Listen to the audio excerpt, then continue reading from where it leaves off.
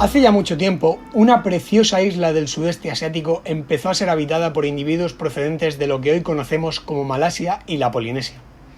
No fue hasta el siglo XVI cuando marineros portugueses la dieron a conocer en Europa con el nombre de Hermosa.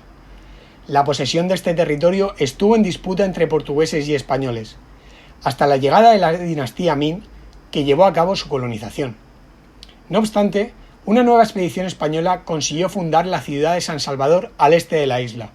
Desde ese momento, la isla fue bautizada como Todos los Santos, aunque su paz no duraría mucho, ya que los frecuentes conflictos con nativos y holandeses terminaron por obligar a los españoles a retirarse en 1642. El periodo de dominación holandés tampoco prosperaría demasiado, ya que las tropas de Chen Shengong los expulsaron definitivamente 20 años después.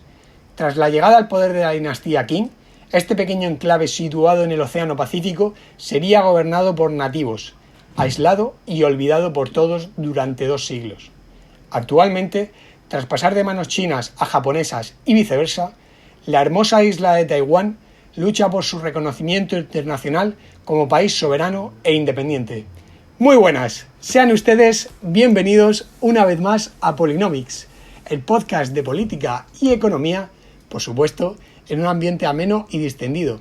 Mi nombre es Ángel García y cuento con la soberbia ayuda de mi gran amigo Joaquín Moreno. ¿Qué tal, Joaquín? Muy bien, Ángel, pues esperando los regalos de los Reyes Magos con impaciencia, a ver qué me traen este año. Y por lo demás, muy bien, ya al borde de comenzar de nuevo con la rutina del trabajo y a ver qué tal será este nuevo año.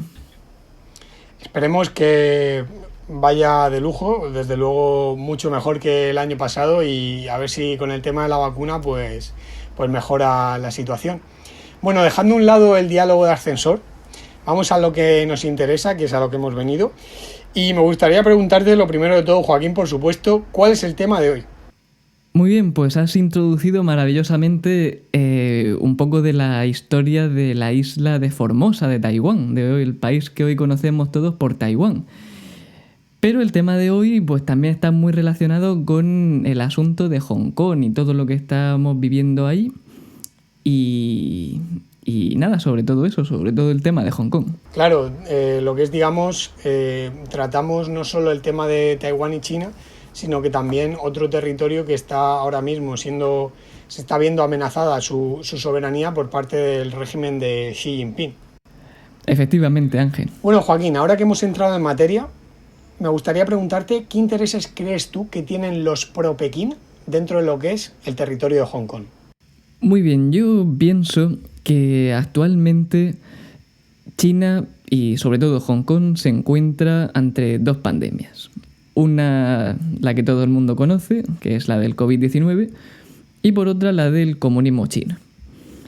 Evidentemente el comunismo chino ha ido poco a poco infiltrándose con leyes, con títeres políticos a lo largo de estos años en Hong Kong, desde el 97 que tomaron el relevo desde la soberanía británica a la soberanía china, ¿no?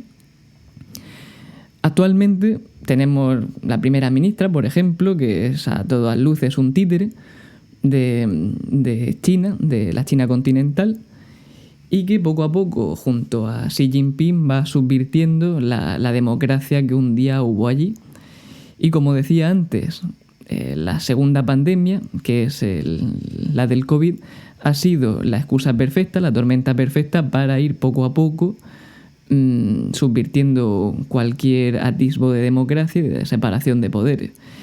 ¿Qué es lo que se pretende con esto? Evidentemente, conseguir todo el know-how que podría tener que tiene a día de hoy Hong Kong, sobre todo a nivel financiero, de muchos bufetes de abogados, de muchas empresas que se han ido criando al amparo de una seguridad jurídica muy a la inglesa y británica, y que probablemente China carezca a día de hoy. Es verdad que se están dando pasos hacia Macao, tal vez, para ir desarrollando toda esa zona y ser un sustituto de Hong Kong, pero yo pienso que a día de hoy la estrategia de China pasa a conquistar Hong Kong por todo el desarrollo que ha ido adquiriendo de la cultura occidental y la cultura inglesa. Sí, completamente de acuerdo. Es uno de los proyectos expansionistas, o bueno, no expansionistas, porque realmente a día de hoy Hong Kong se considera una zona de administración especial dentro de lo que es el territorio que ocupa la República Popular China.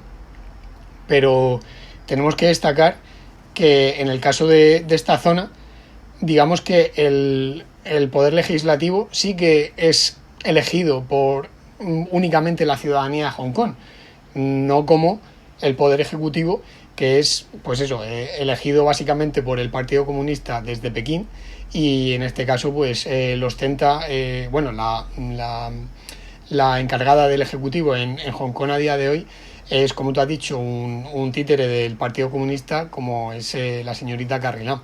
Pero bueno, al margen de esto, tenemos que decir que Hong Kong es un territorio que se ha destacado por una gran libertad económica durante muchísimos años, sobre todo los años previos a que Margaret Thatcher, como tú muy bien has dicho, cediese la zona, la colonia, a la China continental.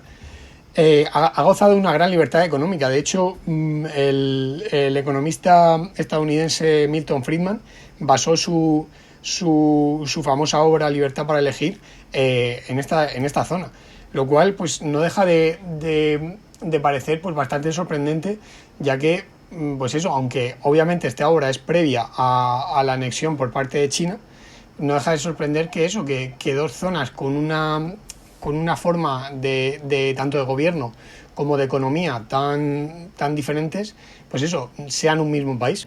Efectivamente, un país, dos sistemas, que es como es un poco el lema, ¿no?, que sigue China respecto a la conquista progresiva de este territorio.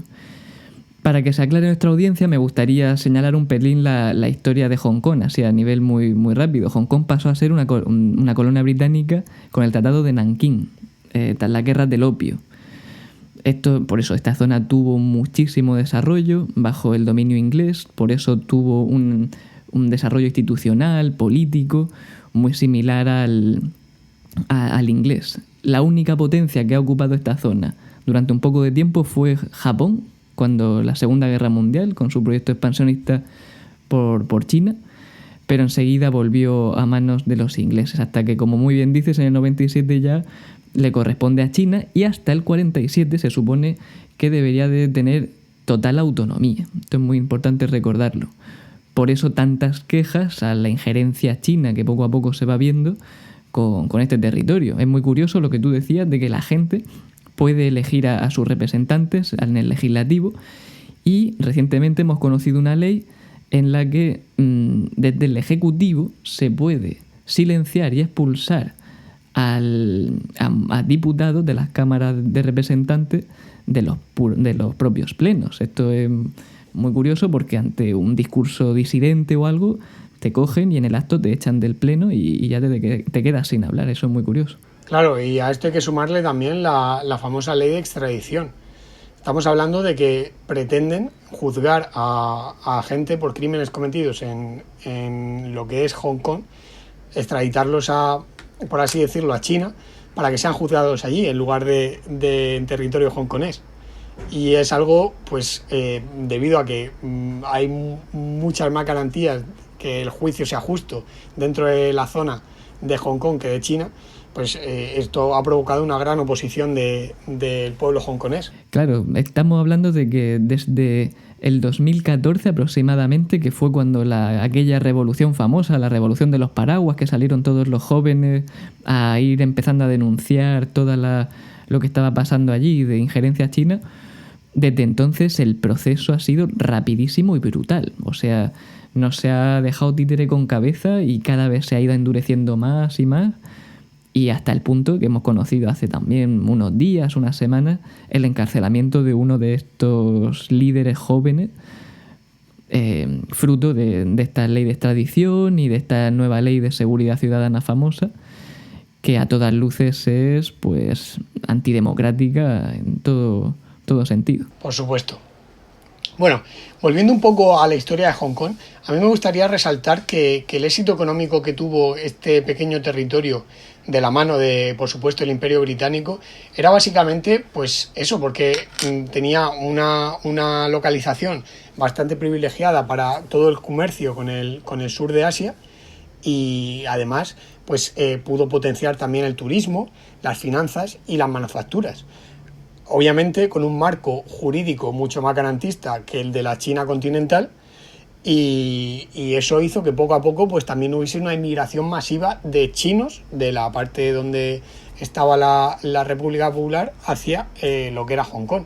Y por eso en un espacio tan pequeño hay pues entre 7 y 8 millones de habitantes, creo que son 7 millones y medio. Sí, y este espacio tan garantista ha llevado a desarrollar, por ejemplo, una de las bolsas financieras más importantes del mundo, como es la bolsa de Hong Kong. Yo creo que está al nivel de la City de Londres, del FTSE famoso, del índice, y de la bolsa de Nueva York, de Wall Street. O sea, imagínate el potencial que tiene.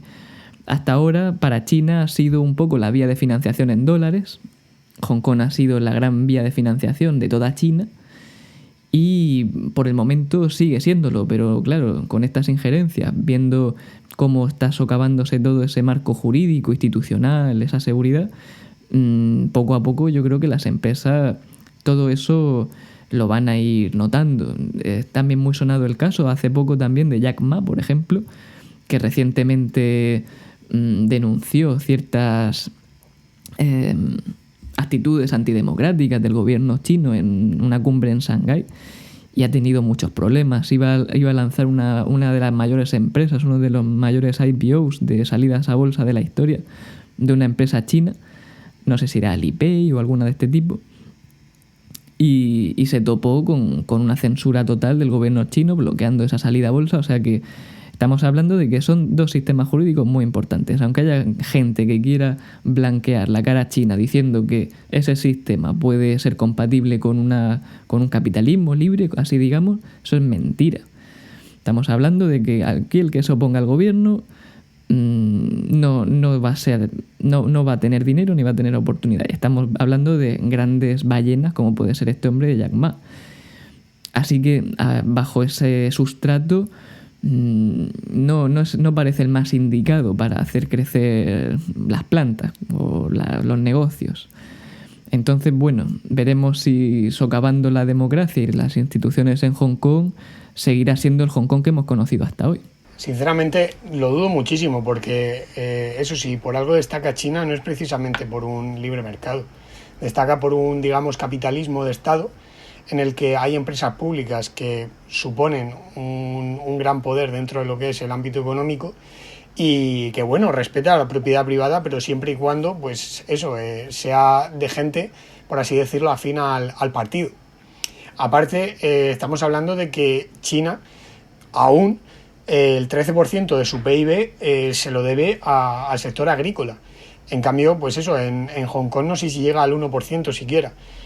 Sin embargo, en Hong Kong, como tú muy bien has dicho, el sector financiero es quizás el más importante. Sin embargo, en China, pues ya sabemos la cantidad de regulaciones que hay en materia financiera. De hecho, solo se pueden establecer sedes de bancos extranjeros en determinadas zonas y hasta hace poco no podían ni siquiera, pues eso, manejar divisa local, o sea, los yuanes, la divisa china.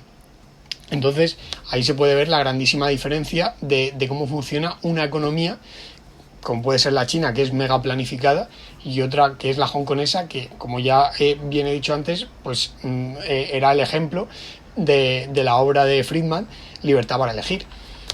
Y bueno, aunque no sea santo de mi devoción, es un premio Nobel de Economía y por algo será.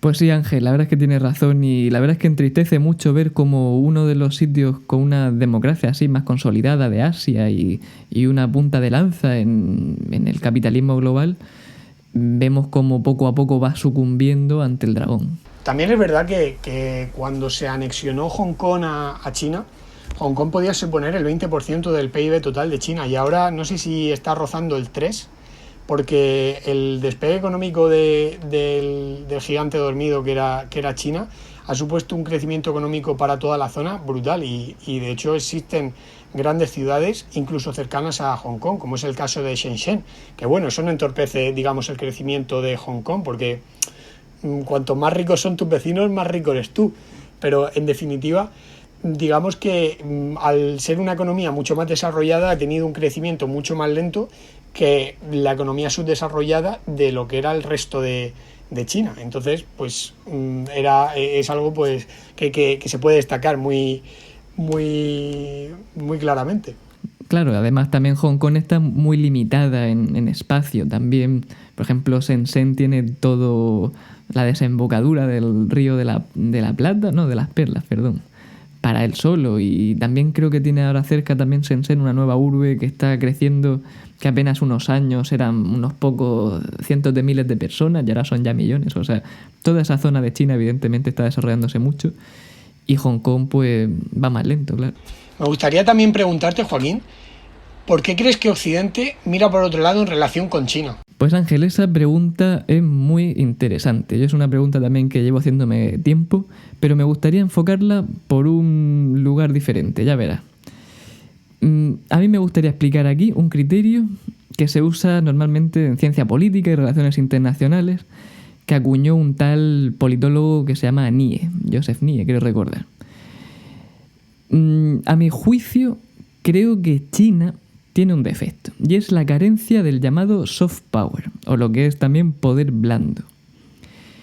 ¿Qué significa esto? Bueno, esto es sobre todo la influencia cultural, ideológica que tiene un país. Un buen ejemplo pues podría ser el caso de Estados Unidos o Japón. Ambos son conocidos por la cultura que producen, películas, Hollywood, series de anime, de manga, de lo que tú quieras. Entonces, esto lo que produce en parte es el conocimiento de la cultura, de las tradiciones extranjeras. En definitiva, pues va aumentando su influencia, así a nivel cultural.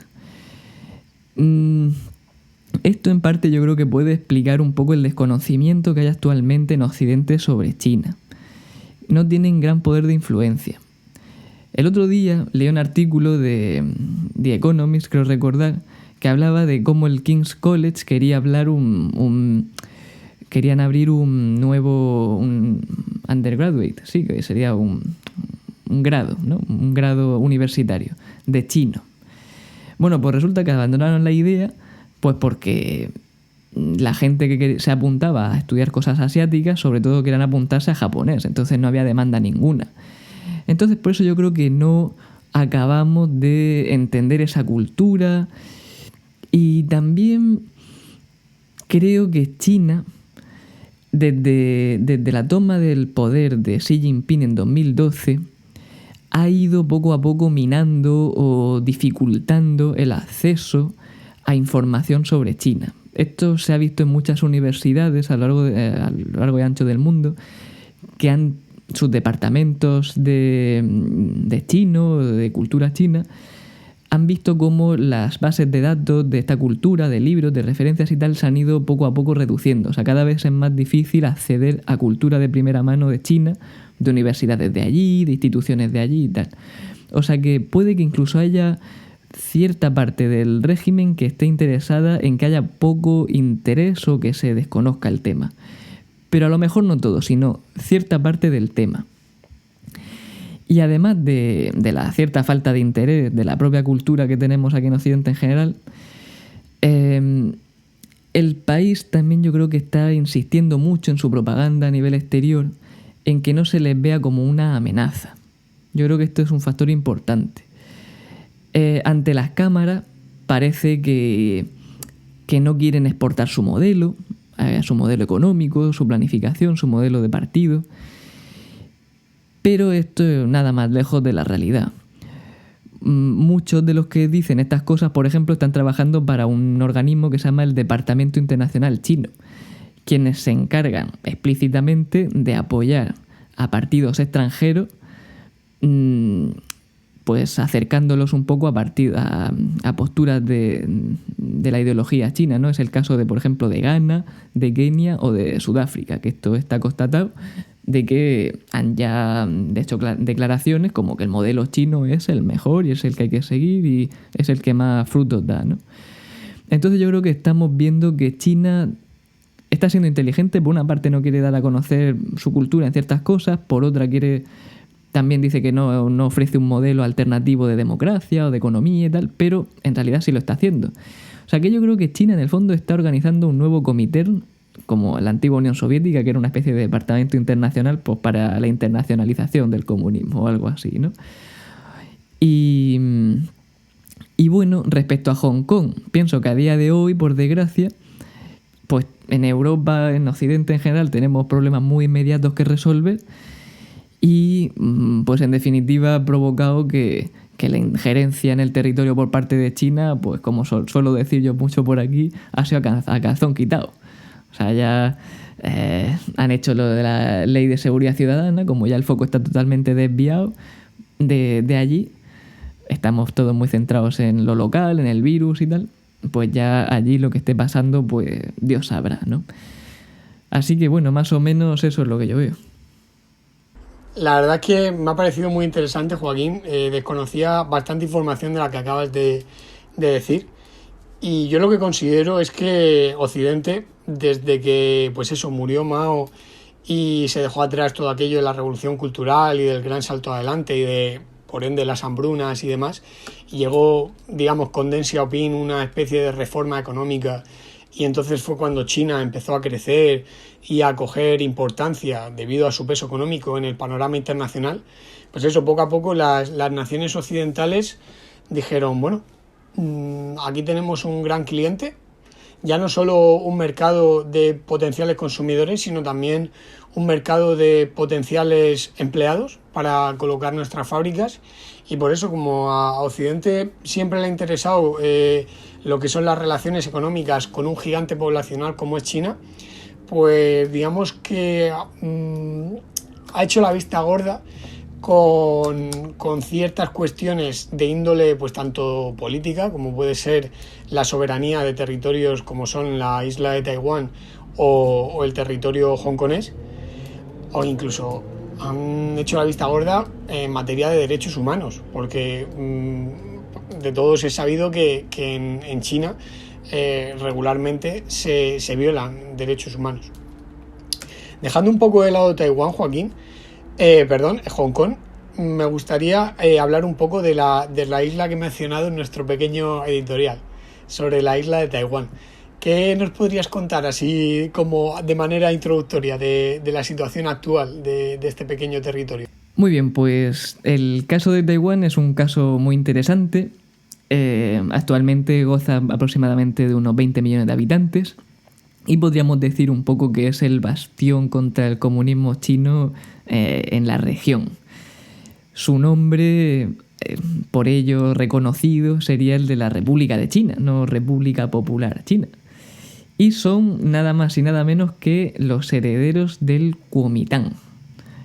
¿Quién es el Kuomintang? Bueno, pues fueron los chinos nacionalistas en la guerra civil china contra Mao, que como perdieron la guerra, pues se vieron obligados al exilio y tomaron por base la isla de Formosa. Hasta hace pocos años se reconocía prácticamente como la China oficial o la China legítima.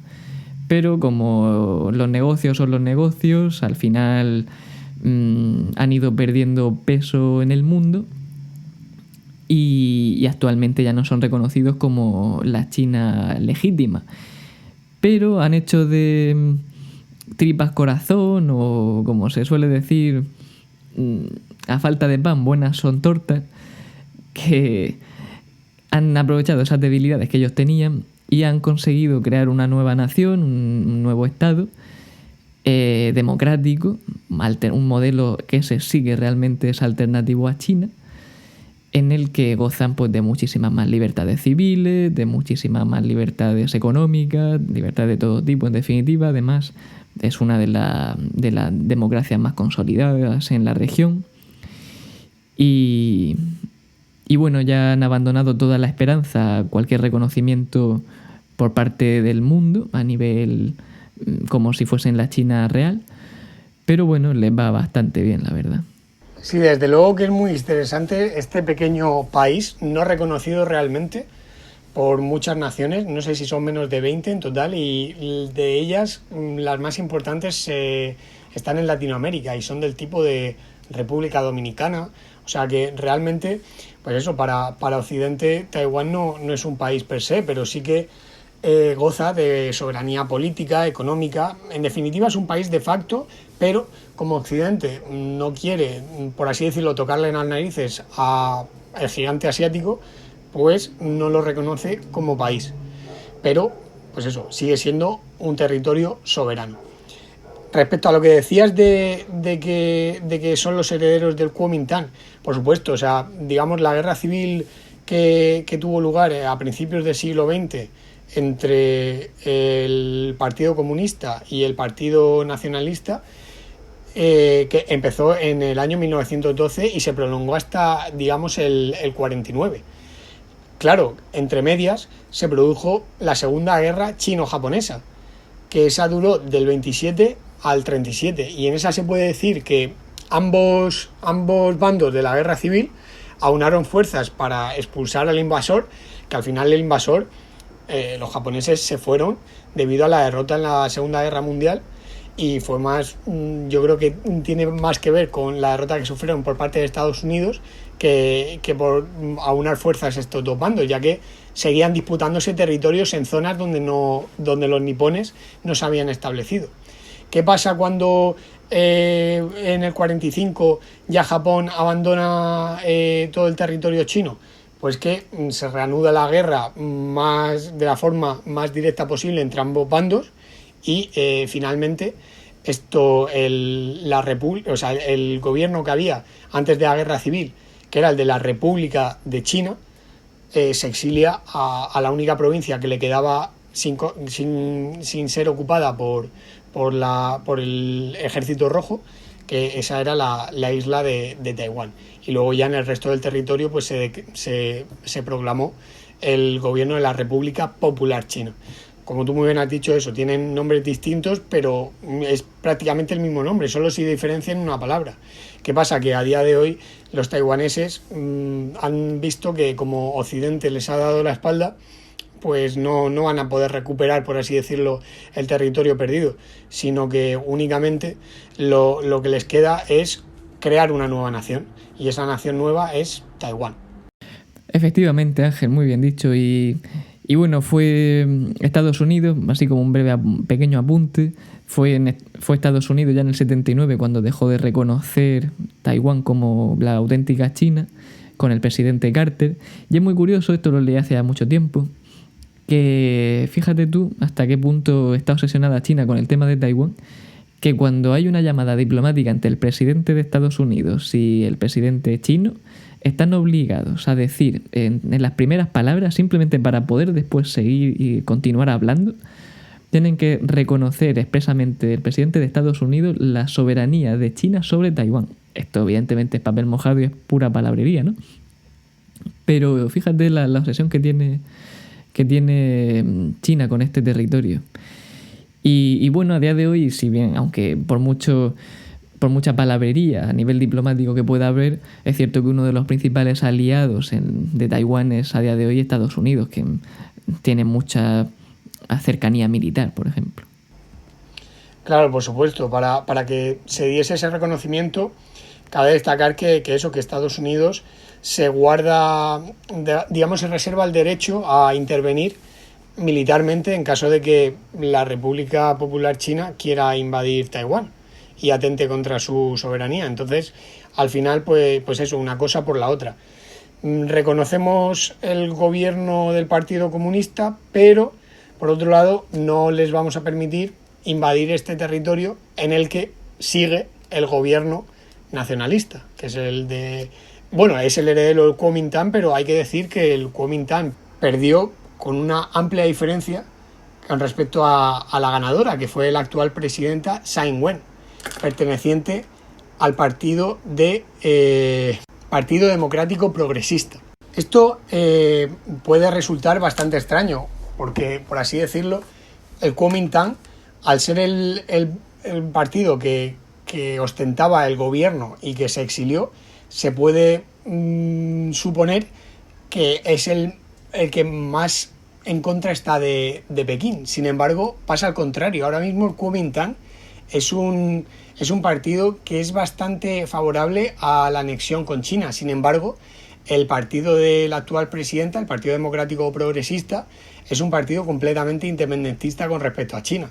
O bueno, no se puede decir independentista, pero que vamos, que es un partido completamente soberanista. Sí, que ni un país, dos sistemas, ni leches, que no quieren oír hablar de China y cuanto más lejos de ellos, mejor. Y es verdad que el Kuomintang siempre está así más afín al dinero chino y al querer recibir negocios por parte de China y tal, pero por parte de Tsai Ing-wen, nada.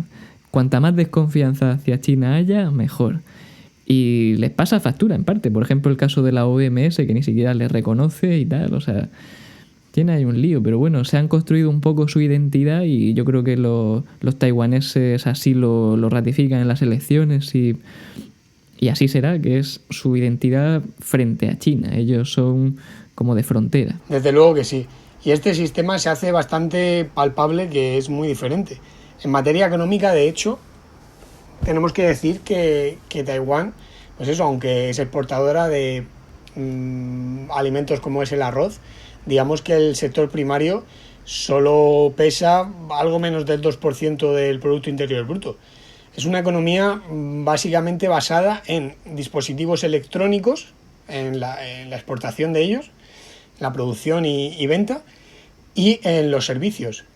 Sí que es verdad que el sector financiero no es tan desarrollado como el hongkonés, aunque por supuesto está muchísimo más liberalizado que en el caso de la República Popular China, pero bueno, al margen de esto hay que decir que son dos economías muy distintas, una muy planificada como antes hemos dicho y otra muy libre, en la que pues por supuesto hay una muchísima mayor seguridad jurídica. Yo creo que una de las mejores estrategias de política internacional y reconocimiento internacional que ha llevado Taiwán ha sido lo de el tema de dedicarse mucho a la producción de componentes informáticos y tal. Yo recuerdo de siempre que recibía algún producto de este tipo, siempre Made in Taiwan, Made in Taiwan, Made in Taiwan. Y parece que no, pero con la copla lo vas viendo y al final se te queda. Y al final yo conocía de aquella región a China, a Japón y a Taiwán. Exacto, la verdad que se han sabido especializar dentro de lo que es la industria en ese sector de componentes electrónicos. De hecho, pues eso, no sé si es el mayor productor de monitores que hay en el mundo, y para un país de, pues eso, poco más de 20 millones de habitantes es algo bastante reseñable, por así decirlo. En relación a todo esto, Joaquín, a mí me gustaría preguntarte también por qué crees que ha tenido tanto éxito Taiwán a la hora de gestionar lo que es la crisis del SARS coronavirus 2, perdón. Pues muy interesante, Ángel. Además, voy a tener yo una reunión con el embajador de Taiwán en España para que nos ilustre sobre este tema, pero bueno, eso no tiene nada que ver con este podcast, sino que eso es de mi trabajo en sí, que me lo demanda. Y bueno, fuera de esta anécdota, que imagino que el hombre pues nos explicará sobre este asunto. Nada, pues básicamente resumiría la estrategia de Taiwán, que yo creo que es lo que ha llevado respecto ya no solo al virus, sino respecto a todo. Sobre China es la de la desconfianza. Ni confiar en la OMS, que como tú muy bien sabes está bajo el regadío del dinero chino. Su política principalmente ha sido la de la desconfianza. De hecho, es más, desarrollaron como tras el SARS-CoV-1, o sea, el primer coronavirus que hubo, que tuvo origen en China, que yo creo que fue lo de la gripe aviar, que tuvieron algún brote por ahí por Taiwán y causó algún muerto, y ya eso les alertó, al igual que los surcoreanos, de que China era un potencial nido de infecciones extrañas. Entonces, desde entonces ya crearon un sistema bastante sofisticado, como una especie de inteligencia vírica en el país, en el que habían un comité de expertos reunidos, que tenían como un sistema de inteligencia en China y tal, que tenían gente puntual que le iba informando sobre potenciales virus que pudiesen ir surgiendo. Fíjate si era tan inteligente o tan eficiente este sistema, que si empezábamos a escuchar algún rumor de un virus en China, a mitades del diciembre o a finales de diciembre, los taiwaneses ya tenían controles de temperatura en los aeropuertos el 31 de diciembre de 2019. O sea que ellos ya, cuando todavía China negaba todo, absolutamente todo, los taiwaneses ya estaban totalmente concienciados de que allí estaba pasando algo, de que ya había médicos que decían, ya habían algunos soplos, habían ciertos soplos de información en China de que algo se estaba cociendo allí, de que ese virus podía ser más serio de lo que realmente se estaba diciendo desde China. Entonces, inmediatamente, ¿qué hizo el país? Confinarlo. Desde principios de enero ya tenían medidas como las que hoy podemos tener, de distancia social, etcétera. Y eso estamos hablando de una actuación rapidísima.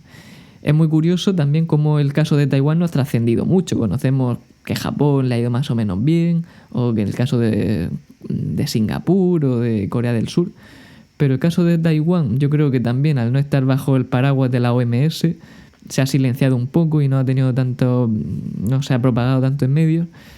Y bueno, también es muy interesante destacar que Taiwán ya a finales de diciembre de 2019 ya estaba advirtiendo a la OMS por activa y por pasiva de que había un virus altamente contagioso, muy peligroso, y la OMS ¿qué hizo? Pues eso, absolutamente nada.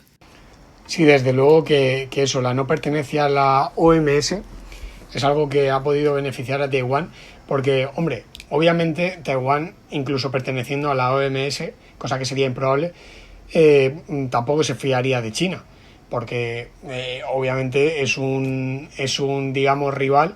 El Partido Comunista en sí, no los ciudadanos chinos, sino el Partido Comunista es un rival histórico de lo que son la sociedad ahora mismo que habita Taiwán. Pero también hay que decir que digamos, no tener un compromiso con este organismo internacional ha hecho que Taiwán pues pueda ser un objetor en todo momento a ella sin ningún tipo de represalia. Esto también se extiende, yo creo, un poco, ya si seguimos en materia internacional, al tema de que Taiwán tampoco pertenece a la ONU. Taiwán, estamos hablando de que en los años 70, pues eso, fue retirada de este mismo organismo para dar paso a la República Popular China. Entonces, realmente, aunque sea un país completamente, digamos, sumido en la globalización y demás, no obedece a mandatos de organismos supranacionales, más allá de lo que es pues eso, su propio gobierno. Sí, y eso la verdad es que los deja en una posición muy interesante. Al fin y al cabo, estar tan a la intemperie de cualquier cosa también te hace, pues eso, como comentábamos antes, una política de resistencia frente a, por eso su identidad tan marcada frente al invasor o a aquel que nos quiere destruir o terminar de destruir. Exactamente, Joaquín. Bueno, otra pregunta que me gustaría hacerte es si tú consideras que esta pandemia ha podido beneficiar a China a nivel económico. Pues la verdad, Ángel, es que es una pregunta difícil de responder, bastante difícil. Yo recuerdo que algunos al principio de la pandemia pensaban que lo que fue el brote de Wuhan sería una especie de Chernóbil de China, pero que yo creo que ha acabado siendo un Chernóbil mundial, o sea, si Chernóbil fue como un poco uno de los síntomas ya de la destrucción de la destrucción de la Unión Soviética, vemos que China pues ha sabido recuperar más o menos bien y que está aguantando el golpe. Yo creo que el virus, si de algo ha servido, es de reforzar mucho la propaganda china y los méritos estos que antes hablábamos un poco de que, pues eso, del sistema chino, ¿no? Del partido único. O sea, ha servido un poco para eso, para reforzar la grandeza de este sistema, ¿no? O sea, un poco pues tirando por el poder blando ese de la cultura y de lo que piensa la gente sobre ese país. Pero estamos hablando de que China es un país en el que no hay libertad de prensa. Entonces, las noticias que nos vienen de ese país pues hasta qué punto son veraces y hasta qué punto son pura propaganda de partido. Yo la verdad es que cualquier cosa que venga de China yo la tomaría con muchas pinzas. A fin de al cabo es un país muy hermético y que todo lo que sale, si sale es por algo, sobre todo para reforzar un poco esa propaganda o para señalar sobre todo los méritos. Tú bien sabes que lo que está pasando en China ahí dentro con los derechos humanos, eso no tiene nombre, o sea, eso no hay por dónde cogerlo. Y bueno, para también esta pandemia, pues a la hora de reforzar un poco la imagen de China de cara al exterior, pues hemos visto las famosas imágenes de ofrecer ayuda médica a otros países, pero bueno, aunque esta ha sido en el fondo anecdótica. Yo pienso sobre todo que esta pandemia sí que va a suponer un punto de inflexión en el tablero de ajedrez, en la geopolítica mundial, en las relaciones internacionales, en la economía. Va a ser un punto de inflexión, sobre todo entre Estados Unidos y China, y como comentaba, en la economía mundial. Yo creo que la pandemia, en parte, también ha hecho saltar ciertos resortes o ciertas alarmas sobre los aspectos así más de la globalización.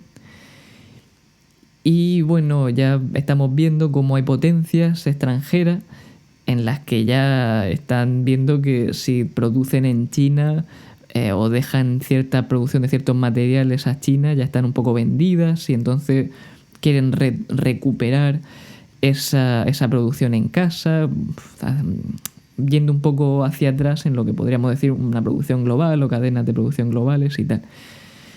Entonces yo creo que a China en general no le beneficia el virus ni dar saltos atrás en la globalización. Eso es lo que yo pienso. Yo creo que el comercio internacional, igual que ha beneficiado a China, beneficia a todo el mundo, y dar pasos hacia atrás, que yo creo que la pandemia puede que nos vaya a llevar hacia ese camino, ir dando pasos atrás en la globalización, puede que sí, que perjudique también a China. Pero bueno, si en algo que es un poco el tema que nos traía hoy aquí, ha beneficiado el virus, desde luego que ha sido en la toma definitiva de Hong Kong. Y ver, como decíamos, el final triste de una democracia que había allí, ¿no? Desde luego que sí, Joaquín, no se puede decir de otra manera, es un final bastante triste. Y coincido completamente contigo. Si lo que esta pandemia consigue es, pues eso, que debido a que las naciones no quieran tener esa interdependencia tan pronunciada, que es la que provoca la globalización y demás, y en muchos casos, pues eso, esta independencia está muy ligada al gigante asiático, porque es un gigante económico y por supuesto en cualquier momento de su historia, o por lo menos de la historia económica reciente de Occidente, pues China ha sido un protagonista bastante importante. Más allá de todo esto, Joaquín, también quisiera que me dieses tu opinión sobre el tema del catolicismo chino. Recientemente, el Papa Francisco, digamos que hizo que la famosa Iglesia Católica China, que era independiente del Vaticano, pues volviese a formar parte del catolicismo global. ¿Qué opinas tú de esto? Bueno, Ángel, yo lanzo la idea de que yo creo que sería muy interesante en algún podcast hablar un poco de la política internacional que está llevando la Iglesia a día de hoy. Yo creo que es un tema que no se ha tratado mucho, que habría bastante donde indagar y podría ser muy interesante. Y en el caso de la Iglesia Católica y China, como tú muy bien has dicho, vemos que sí, que en China había una Iglesia Católica independiente en la que no podían haber miembros de la curia nombrados desde Roma, básicamente, sino por el Partido Comunista. Al fin y al cabo, el comunismo siempre ha sido muy contrario a las religiones en general y también ha sido muy, muy hostil, en este caso, con el catolicismo, ¿no? O por lo menos con los católicos que van más por la línea papal o por la línea tradicional de Roma, no la especie de iglesia ahí que se han montado ellos. Y bueno, mi opinión, la verdad es que es un tema bastante complicado, pero yo, siguiendo un poco las palabras que recordó un obispo afincado a día de hoy en Hong Kong, un obispo chino, que tiene que estar allí por razones evidentes, pues es una auténtica salvajada lo que está haciendo la Iglesia, a mi juicio. Yo creo que han abandonado toda la moral, o que por lo menos el Papa Francisco no es consciente de estas decisiones que están tomando por parte de algunas personas en el Vaticano, porque eso, como tú muy bien sabes, ha implicado estrechar lazos con el régimen chino. Fue la concesión, pues, ¿no?, de las conferencias famosas de aquel médico propagandista que va haciendo su internacional por el mundo, diciendo que China es uno de los sitios que más trasplantes de órganos hace en el mundo, cuando en realidad los trasplantes de órganos que se hacen allí, por todo el mundo conocido, que son de presos políticos o de presos en general. O sea que es una auténtica burrada, ¿no? Entonces, claro, lavarle la cara un poco o pasar por ese aro tan delicado por parte de la Iglesia con el fin de legalizarse en China, pues claro, a veces hay que ir un poco en contracorriente y luchar contra las injusticias, no bajarte los pantalones ante un régimen como aquel, ¿no? Exactamente, Joaquín. La verdad es que mirar para el otro lado, pues muchas veces, en mi opinión, es algo bastante cobarde. Y más cuando se están violando tantos derechos humanos en China, como es el caso que tú has dicho del tráfico de órganos, o también la minoría musulmán que hay, que es uigur. Entonces a mí me da la impresión de que, el Papa Francisco lo primero que quiere hacer es salvarle la vida a los católicos que no se venden, digamos, a la Iglesia católica china, sino que seguían, digamos, como sintiéndose parte de la Iglesia católica procedente del Vaticano. Y dos, gana una clientela muy grande, por así decirlo, gana un montón de fieles que pertenecen pues tanto a la Iglesia católica original, pero que están escondidos en China, y los que son, digamos, que pertenecen al catolicismo chino. Entonces, pues eso, obviamente, los intereses de la Iglesia a nivel de número de fieles y demás es algo que viene estupendamente, pero claro, pagando con la sangre de muchos otros que se quedan en el camino.